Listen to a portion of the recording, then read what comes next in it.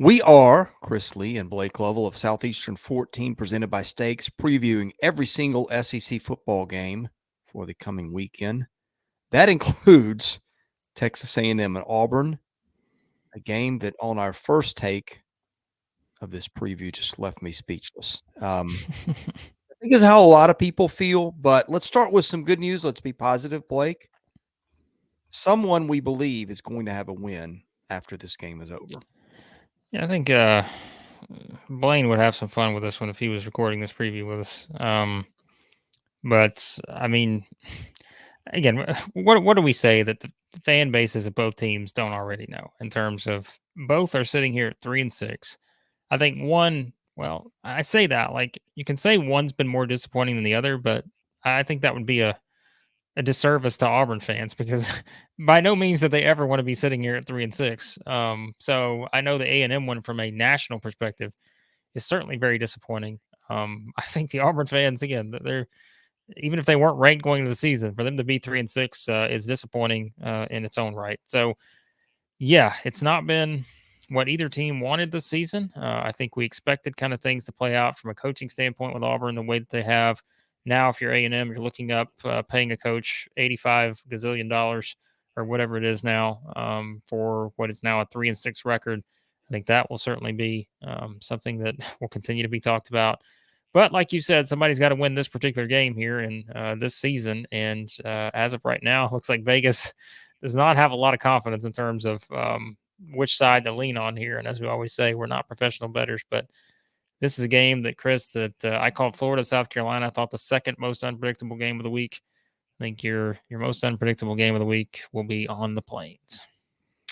I'm not sure I agree with that. I'll get to why later. But before we do that, let's talk about the matchups on both sides of the ball. Let's start with the A&M offense. A&M had a late quarterback change due to Connor Wegman being a number of Aggies who had the flu. Anyway, A&M averaging, 22.8 points a game. Auburn giving up 30.9. Good gracious. Auburn's had a tough schedule, but that's very un-Auburn-like. A&M has lost 7 fumbles. Auburn recovered 6. A&M has been picked 6 times. Auburn has picked off 3. A&M's given up 19 sacks. Auburn has registered 21. Rush plays and pass plays. And again, sacks count as pass plays. A&M averages 26 yards or 26 rushing attempts a game, 37 pass plays. In those, A&M is averaging 5.2 yards per rushing play. Auburn giving up 5.5. Awful run defense on the Plains. A&M averaging 6.1 yards a pass play. Auburn giving up 5.8. I think this is Devin Achane, and Devin Achane again. If I am A&M, I try to set a season high in attempts for that kid. Yeah, I mean, I feel like that's been a theme this week in the games we talked about is get the running backs involved because I think especially the case for A&M here, knowing what you're going up against. I just think, like we've said, I mean, he's the playmaker on this offense, and getting him involved, he's going to put you in a better situation, more often than not. And I think getting Connor Wegman back that would be a big part too, because I think the thing that's kind of deceiving about A&M, and I know this goes beyond just the the new quarterback era there, but like they put up points. It's like you remember back like we were talking about this A&M team, we're like, man, but they have scored points, right? Like, I mean, I know it's not lately, a ton, yeah. but still, like if you look at their last, I don't know, like, but let me say this in comparison to, let's say, week 3. This or is week officially 2. called the lipstick on the pig portion of the Okay, well preview. that's fine, but it's still a reality in that we're going way back to like the I get it. Appalachian State You're not games, wrong. Yeah. right? Where we're like, how are they going to score 15 points a game or something? But if you really look at it, I mean, I know 20 something is not a lot in comparison to a Tennessee or a Georgia or Alabama, LSU, whoever. But I mean, they're still finding ways to score some points and keep some of these games close. And Yeah. now they get the matchup, against an Auburn team that, like you just said, the amount of yards that can be given up here. And I think just the rushing yardage and what we've talked about in some of those recent games that Auburn's played, and what teams have been able to do there. Obviously, Mississippi State was not a team that was going to do that. But I know we mentioned the Ole Miss games. They all run together for me at this point. But I think yes, this is a Devin A. Chain game. But I think if getting Connor Wegman back, we said there was a lot of optimism. I think once you plug him in and see what he could do right off the bat, I do think there is some optimism that A&M can score some points here. I'm glad you said that. I was giving you a hard time. I looked this up. This is consistency. A&M has scored at least 20 points in its last 6 games, but it's not scored more than 28 in any of those. And I mean, I guess if you compare it, like aside from just the top teams, like there's probably more consistency there than a lot of other teams in terms of just being able to score that amount of points, I guess. But it's just not a lot of them, Well, I mean, they should be able to run the ball. Auburn has been dreadful against the run, against good teams. Yeah. I think they'll. I don't know what else to say. Like, I mean, yeah, that's all I got. So I'm trying to give you something here. I'm trying to give you a boost of momentum and confidence here on both sides. I am trying to be the glass half full guy here for both teams. Although I know the overall picture has been bleak. Yes, I think A&M can score some points here. Fans of both fan bases are either hating us or laughing along with us. You know what?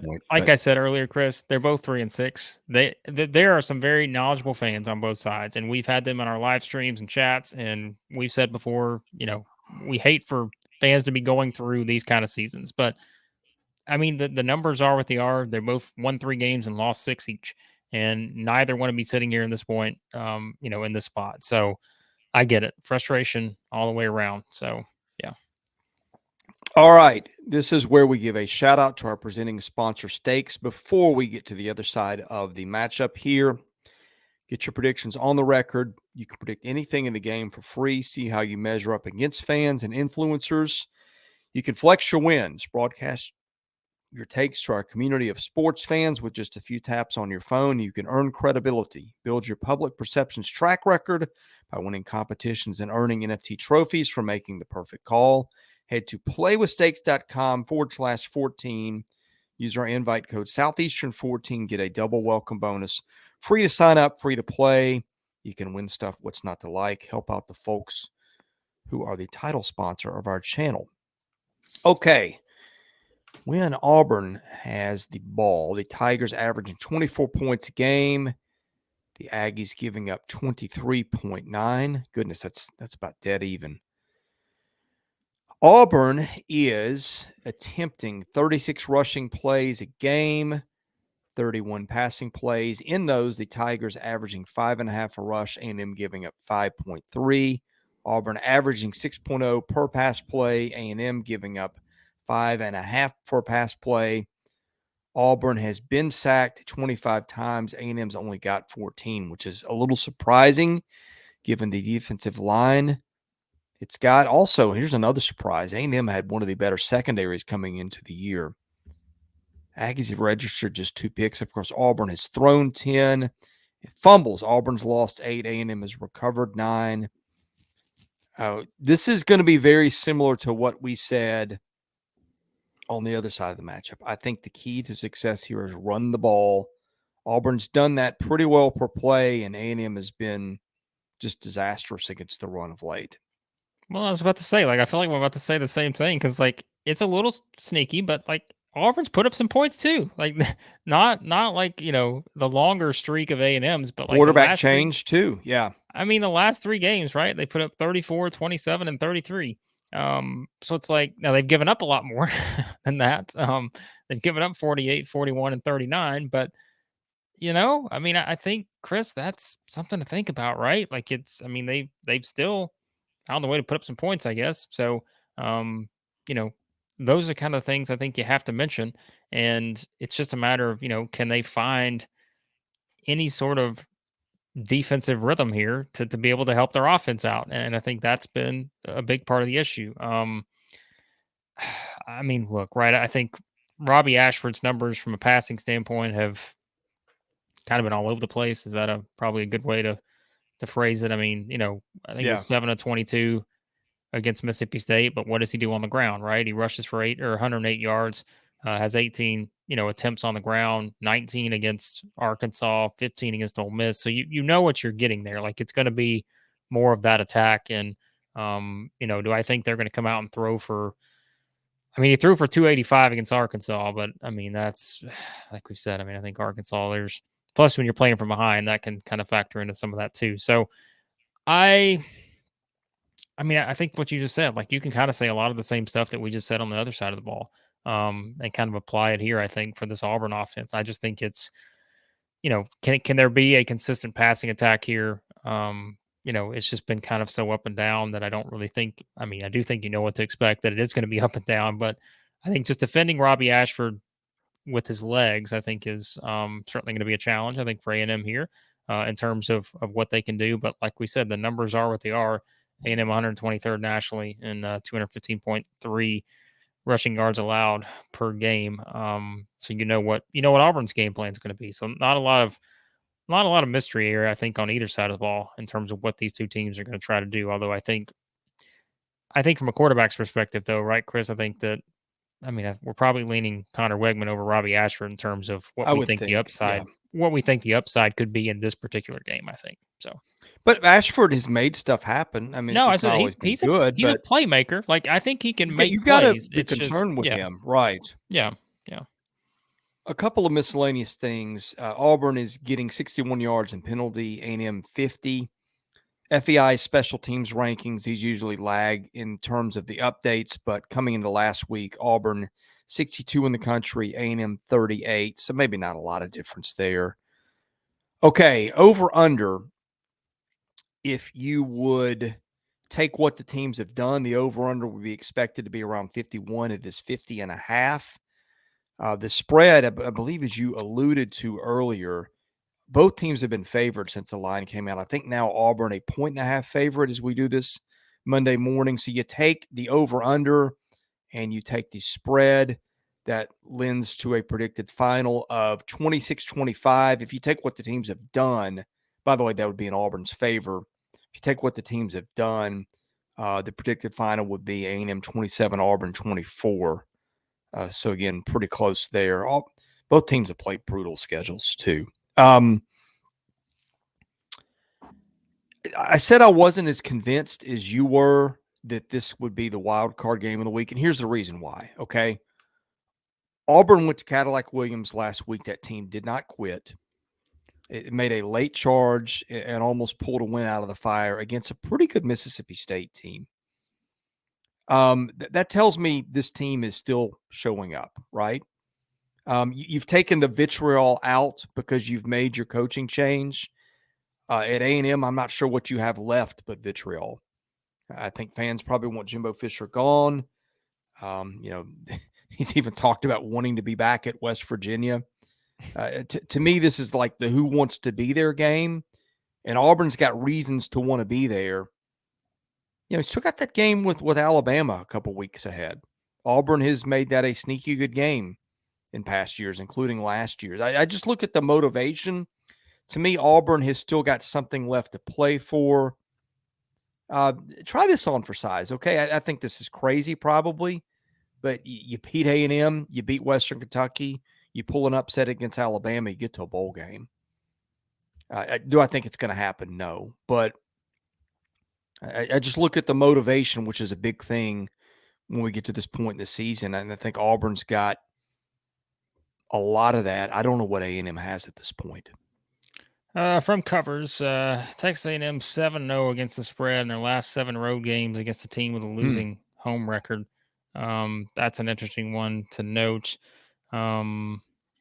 Auburn, the over 4-0 in Auburn's last 4 games, like we said, I think that's a product of their defense not being able to really slow teams down, but also putting up some points when needed. The favorite 4-1 against the spread in their last 5 games. Again, we're not professional bettors. We just give you some interesting trends and numbers to look at if you do like to bet, or you're looking how this game could play out just from a football standpoint. I have no idea who to pick here. I really don't. I think I can make a case for A&M. I can make a case for Auburn. And like I said, that's why I think I'm labeling this the most unpredictable game of the week. But I think I'm going to go with you. I think I'm going to pick Auburn to win this one. Auburn's Initially, I also was going to, home. yeah, I say if this game's in College Station, I'm picking A&M. This game's on the Plains, I'm picking Auburn. Like it's really that simple for me. I wouldn't have a lot of difference in that. I think that's just again two teams, same record, disappointing seasons. But I think you make a good point about kind of where Auburn's at and nearly pulling out a win against a good Mississippi State team. I think. So I think you probably lean on that. Whereas I know A&M had some players out. It's really hard to judge that Florida game because of that, and maybe how different it could have looked with Connor Wegman in there. If he's back in here, I think Auburn could have a little bit of a challenge with him running the offense for A&M. But like I said, guys, this is if you're talking about confidence level and picks this week for all the SEC games, this is at the bottom for me. I have no confidence because I just don't. I don't have a great feel for either team right now. So I'll pick Auburn though, since they're the home team. Okay, I'm taking Auburn to win. I'm taking Auburn to cover. You know what? You say unpredictable. I think I might like the over of 50.5 on this game better than anything in the league this week. We look at Wow. who will cover. We look at over unders. I think that's the one I have the least. I mean, like if you had said this to me 2 months ago, I would have said you're crazy. But you watch these teams; they cannot stop the run. They both found a little bit of something after quarterback changes. I think that the over in this one, to me, of all the things on the board this week for the SEC, I think that might be the one I like the best. Maybe I'm crazy because these are two bad teams headed nowhere, but I just have watched them both play a good bit recently, and I feel like that's where this is heading. And there you go. So, yeah, don't spend all your cash on this one, folks. No, So, don't do it. if you do, you may have a problem. Don't do it. All right, well, we are done with our SEC previews. We've got a lot of basketball stuff coming on our channel. We cover baseball, football, and basketball. Anyway, thank you for watching. Thank you to our presenting sponsor, Steaks. I cannot believe we went almost 17 and a half minutes on A&M and Auburn. How does this happen? But anyway, thank you for watching. If you watched to the end, we'll see you again soon at Southeastern 14.